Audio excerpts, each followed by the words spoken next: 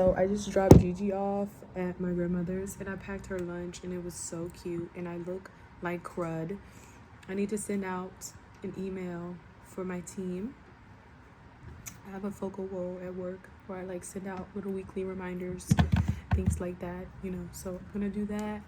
I am currently reading Ain't I Woman. I think as women, it gets to a point it is going to get to a point in your life where you are going to start to listen to what the feminists are saying and you're going to get curious.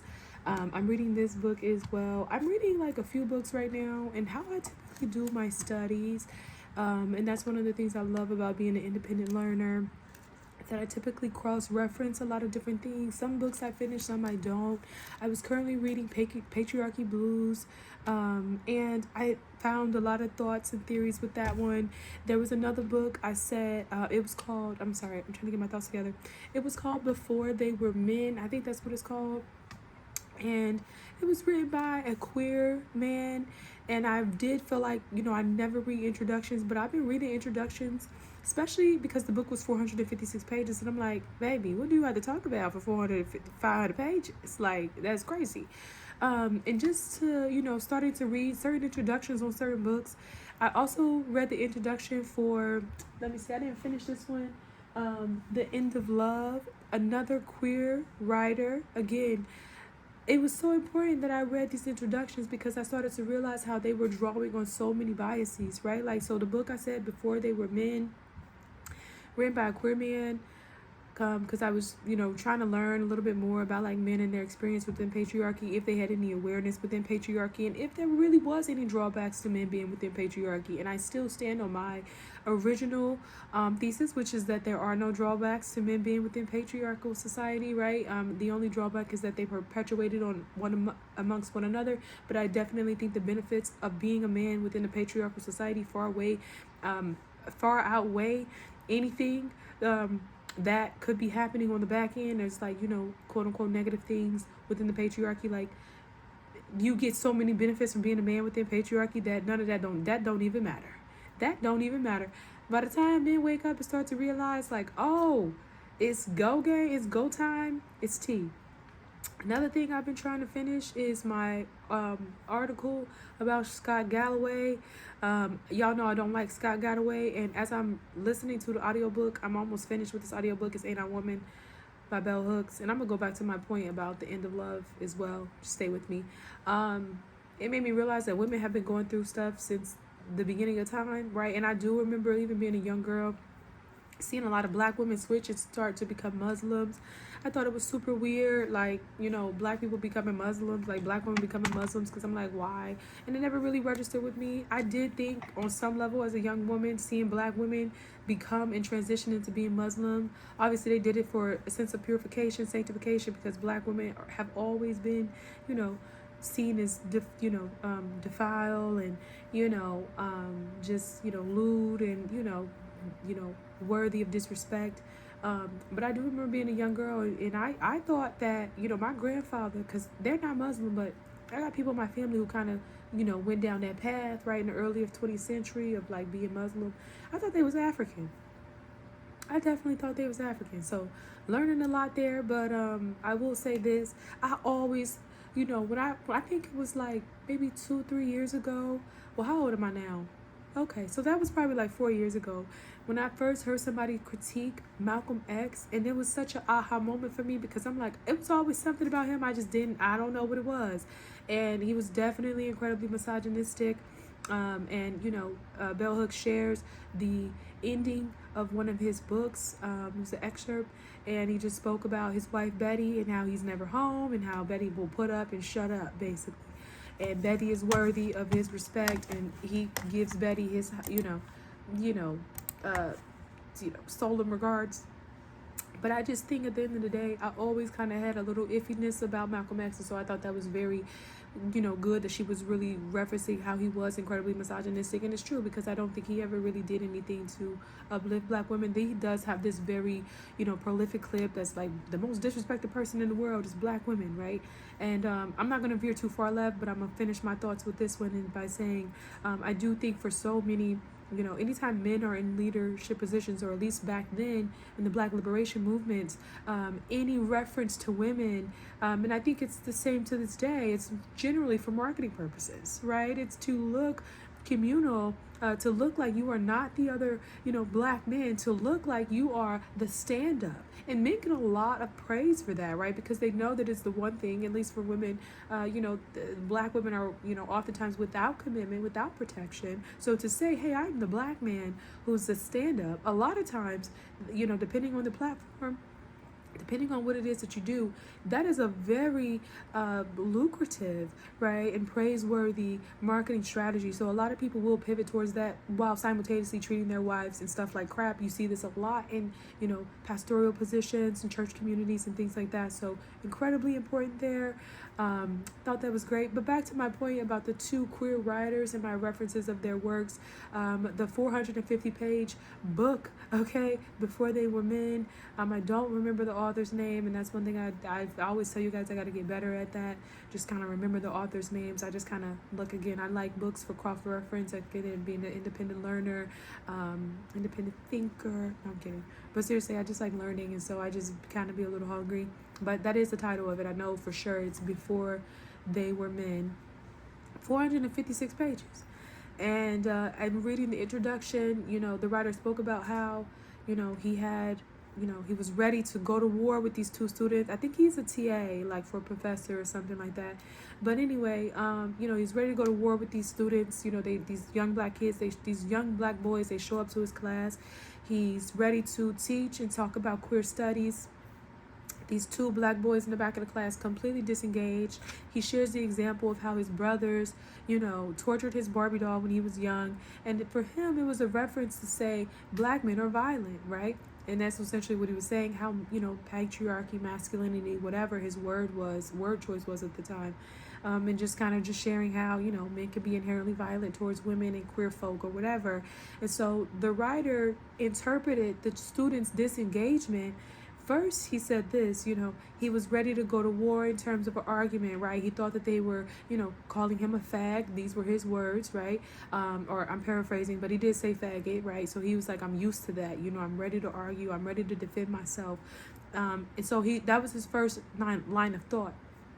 And then he went on to say, he basically this is how this whole 456 page of, I would actually argue is much more opinion and maybe it could be like considered an essay, social essays. I'm not sure. I don't know if he's really going to be drawing on any historical context and really cross-referencing any historical events because again, I didn't finish the book because I was really taken back by that introduction. So anyway, he basically saw these students' disengagement as an opportunity to write this nearly 500-page book expressing how, men are encouraged to be violent and kind of breaking down that dynamic. But it was all based on this one specific scenario. He felt as though talking about how his brothers, essentially, mutilated his Barbie doll when he was a young boy, was in reference to, was him saying or indirectly implying that men are inherently violent. He thought that the students' disengagement was because of his story that he shared. He thought that they carried some level of shame. And I just thought that was very interesting. I said, how did you get from A to Z? You know what I mean? And I think about that as writers, as thinkers, as those who love theory. Sometimes we can find ourselves in a space where it's like we are cross-referencing things and the dots are actually not connecting. The dots are not connecting. It's not really making any sense. And I just thought that was very interesting. And so he spends his entire, time in the book essentially just kind of backwalking that, right? Backwalking black boys and childhood and, you know, violence and all these different things. And the reason why I reference him being queer is because I do think that it's okay to acknowledge that queer people have a different ideology. They exist within a different framework. It's not to say that they're bad. We all have our own paradigms, right? Depending on, you know, if you're a woman, if you're black, if you're conservative, if you're a Republican, right? So this is not a dog piling on queer folk, but it is to acknowledge that they do have a completely different paradigm and a framework that they exist within. And so I just felt as though the book was, you know, really silly, to be honest. And maybe silly is a very lackadaisical word, or for a lack of better words, you know, I just don't think that the book was, I don't think that it needed 500 pages for that one specific scenario. And, you know, even in his work of talking about, you know, men and boys and childhood and things like that, I think it's incredibly biased. You know, maybe you didn't gravitate towards those things, but from a philosophical and an anthropologic standpoint, men are inherently more violent, right? We could even see it in modern day statistics. Men commit more crimes and things like that. That's not to say that men can't be, you know, good chefs and homemakers and all those things. No. Right? I think that those type of contrasts and those rebuttals are remedial, quite frankly. So neither here nor there, right? At the end of the day, bias. So the other book with Sabrina Strings, this is not Sabrina Strings. This is Sabrina something. Because Sabrina Strings has actually wrote she talks about the black body and fat phobia. And some of it, she talked about marriage as well. I actually like Sabrina Strings' work, if I'm not mistaken. But this might actually be Sabrina Strings, if I'm not mistaken, because she's a sociologist. I think this book is actually by Sabrina Strings, The End of Love. Reading the beginning, you know, her being queer didn't really turn me off. That's not really what it was. And again, I'm actually going to backwalk this one and continue to cross-reference this one here because I feel as though she, even though I was kind of like critical in her introduction, you know, her sharing how she was dating men, dated a white man, and, you know, she had these, you know, the typical stereotypical experiences when black women are dating white men and they look at your hair and they judge you and things like that. And, you know, she said that in her choice to have intercourse, engage with this white man, essentially he kind of disengaged after that, and she's going to essentially be referencing in the book how it's really the end of love and how racism, sexism, and things like that really have a disadvantage for black women in the modern dating market, and how, you know, black women are seen as undesirable. And she kind of spoke about this a little bit in the introduction, just with that one specific scenario. And again, these are, no, I'm sorry. She references a lot of different scenarios, but in this particular scenario with the white man, just how black women are only used for their bodies. Now, I did have a little bit of a rebuttal to that, because I'm like, Sabrina, girl, you gave it up. You said you wanted to you had sex with this white man despite X, Y, and Z. And so, you know, again, I'm always very wary of, you know, even writers. Again, I respect, if this is Sabrina Strings, I respect her work. I have no right to criticize or judge or have an opinion, could be, quite frankly, because I do believe she's a sociologist professor. So I stand corrected, all right? And I have very little information on this, but I say all this to say I think it's important to critique your writers.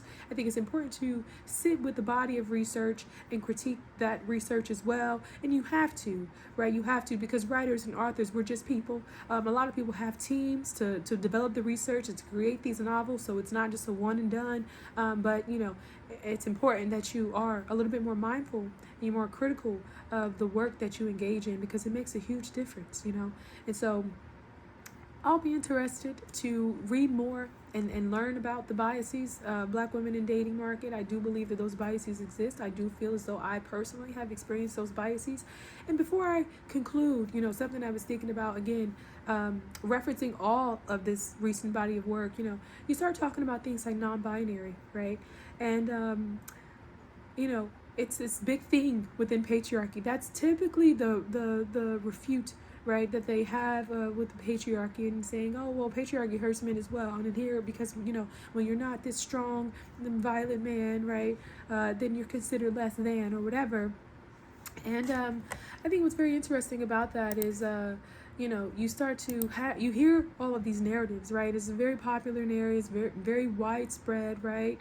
And it's things like, you know, men who show emotions are considered faggots, or considered, maybe that language is a little offensive, my apologies, or considered feminized, right? I think it's very interesting because although that language has existed for a very long time, I think the very people who oftentimes perpetuate this type of language is not women. I actually think it's queer people. You see it all the time, right? Queer people who are, very, and I would actually argue that a lot of the advocacy sometimes can feel a bit coercive, right? I think that sometimes within queer communities, any person who is disengaged or indifferent to their stance, their personal identification, is then attacked. And that's a normalization. And I do think when you start talking about it in terms of patriarchy, yes, absolutely, queer identifying men absolutely perpetuate that violence on heterosexual men. And I said this in the beginning of time. I was going to write an article about it at the time. I did not finish it. I didn't publish it because I felt as though we were kind of living in a day and age where a lot of people were talking about the harm that was being perpetuated against black trans men, and I felt like we were kind of getting a more rise and awareness of black trans men and their existence, and I felt as though progress was being made for queer people. And so I felt as though coming out saying, hey, listen, queer people can perpetuate, queer men specifically can perpetuate harm on heterosexual men by kind of having this sense of coercion and this sense of aggression and violence whenever someone is indifferent towards their identification. And so I didn't publish it at the time, but I've had those thoughts for nearly about 2 years now, but I think now is a good time to bring it to the forefront. And so I think when you start talking about non-binaries, I think it exists across every spectrum, every race. I'm sorry, what did I say? What am I saying? Not race, every person, right? I think even for myself, being a black woman, being more studious, obviously me personally, I think I have a little bit more to offer than just being studious. I wouldn't say that I'm relegated to, academia, but I do think it's something I gravitate towards. And I think for many black women in academia, there is this sense of like, okay, you're either this or you're that, right? And I'm not sure if the non-binaries exist, in like a blanket state. I think a bit of it is a little bit of, racist stereotypes, towards black people. Black people have a really hard time existing in any multifaceted way, right? We don't really get the opportunity to kind of be human and multifaceted in a way that I think other people do, who don't typically have to go on the forefront and always lead with their sexuality, defending their sexuality, and explaining their sexuality. So it's going to be very interesting reading how the Black church and sexuality. I'm looking to cross-reference more things in terms of black people, black men and women, in terms of their sexuality. And I'm going to go. I think that this was really good. These are my morning thoughts. I miss my kid. I'm looking forward to enjoying this weekend with my kid. I'm feeling a little under the weather. You probably know that by now. I got my hat on because my hair is still wrapped. As you can see, it's kind of coming out. But I hope that this wasn't too much of an eyesore for you. I do look forward to getting myself together. It's very early where I am right now. Well, not really, but early enough. All right. And so I hope you can hear me. I hope the audio was on. I hope you guys got something from this. I thoroughly enjoy this, these new things that I'm referencing. And I just want to say this too. I think, we'll save that for another day. Peace.